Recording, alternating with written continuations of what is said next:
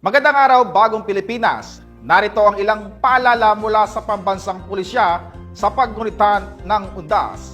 Mahalagang tiyakin ang kaligtasan ng inyong tahanan bago umalis patungong sementeryo o sa ibang lugar. Planuhin ng maigi ang pagdalaw at siguraduhin nakakandado ang lahat ng pinto at bintana. Tiyakin ding walang naiiwan na nakasinding kandila, mga kagamitang elektrikal o nakasaksak o nakabukas na gas tube at gripo upang maiwasan ang anumang aksidente. Iligpit din ang mahalagang gamit sa labas ng bahay at ipagbilin sa pinagkakatiwalaang kapitbahay ang inyong tahanan habang wala kayo. Huwag ding mag-iiwan ng mga notes o mensaheng nagsisilbing walang tao sa bahay upang makaiwas sa mga masamang loob.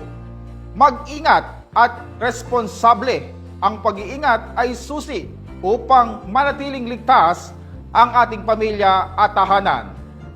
Mula po dito sa Campo Crame, ako po ang inyong Police News Network Correspondent, Patrolman Adrian Dayao, mula sa bagong PNP para sa bagong Pilipinas, serbisyong mabilis, tapat at nararamdaman.